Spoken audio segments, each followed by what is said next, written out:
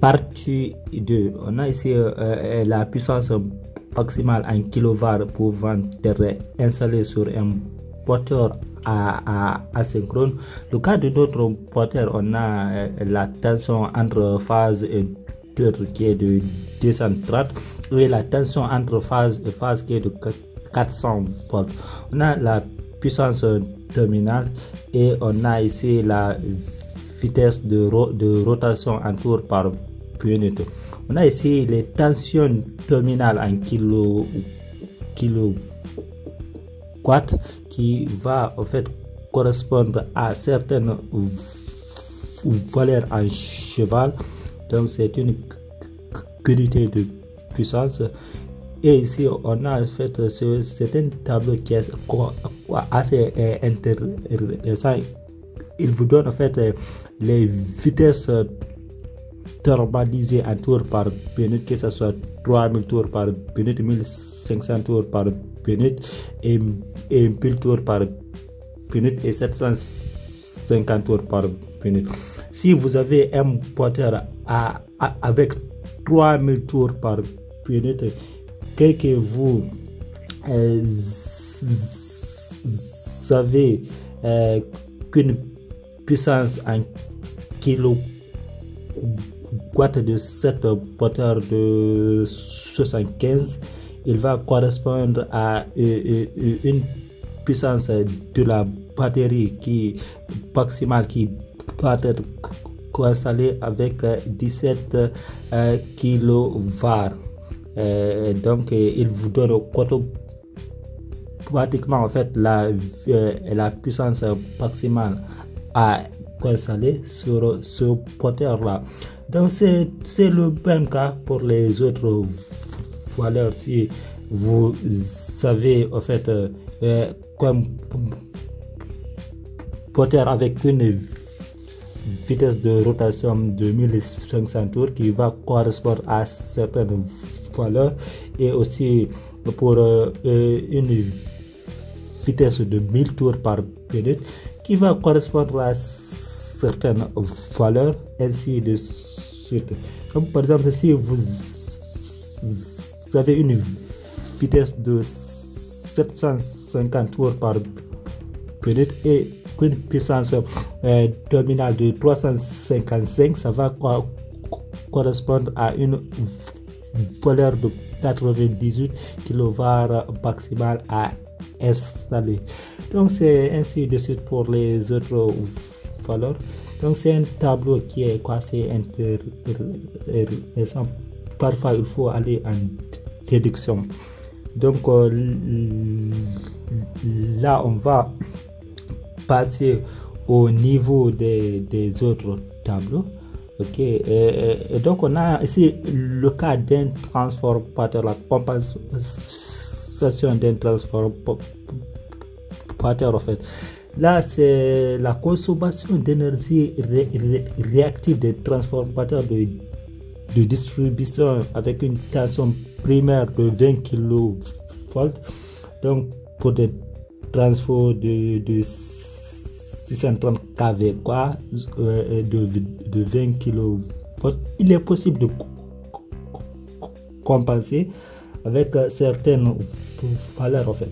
Ça, ce sont les puissances thermalisées des transferts. Vous avez 100 kVA, 160, 250, 315 kVA, ainsi de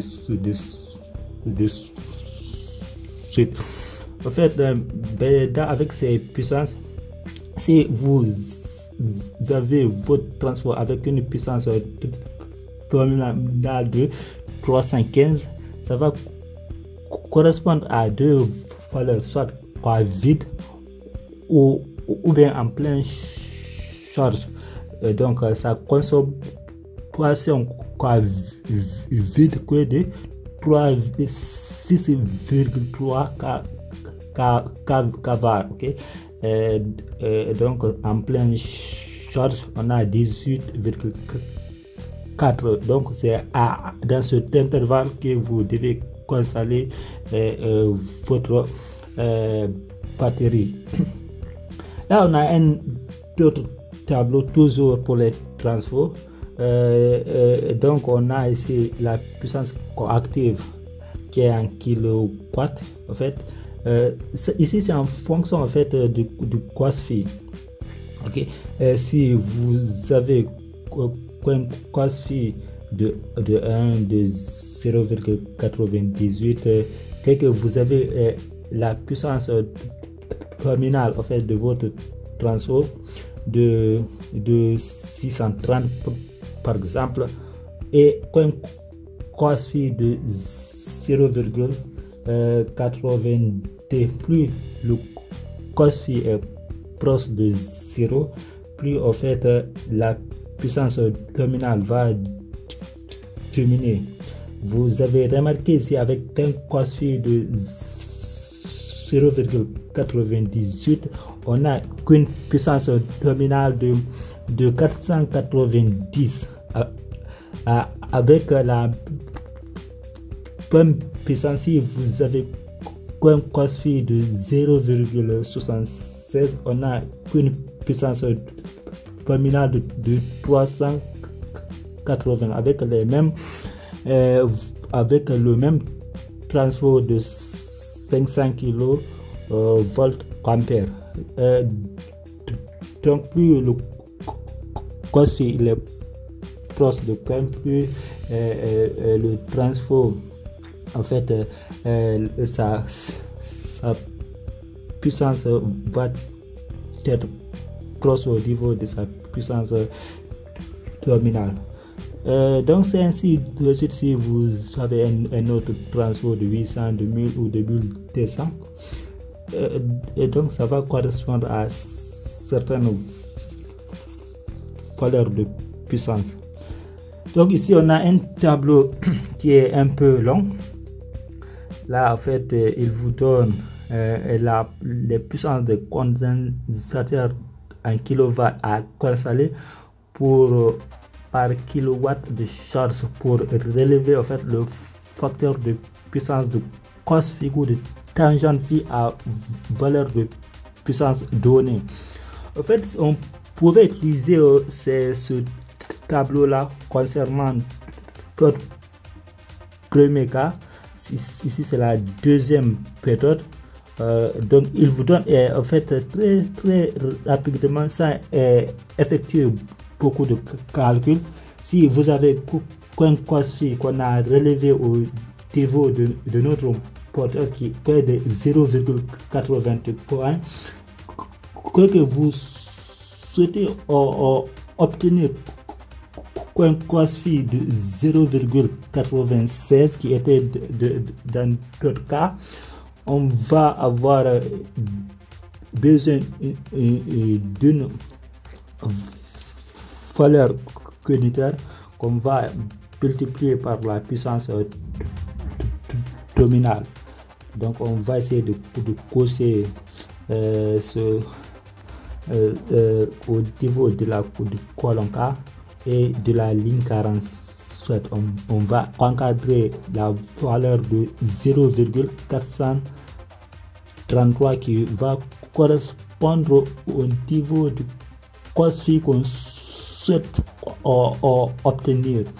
Donc pour faire ça, en fait c'est simple, tu vas prendre la valeur là et tu vas multiplier par la puissance terminale de notre porteur qui était de 3. Donc on va obtenir une valeur qui est sensiblement égale à 1,3. On a ici 1,299. Donc si nous vérifions un peu sur notre premier tableau, on a une valeur qu'on avait obtenue ici qui était 1,30. Donc on a calculé en fait directement ici sans avoir à poser tangente phi, cos phi, selon les données qu'on a et selon les données qu'on veut obtenir. En fait, ce tableau là a été tiré de la documentation de Schneider Electric, leur livre d'installation électrique basse tension avec tous ces tableaux que vous avez vus ici.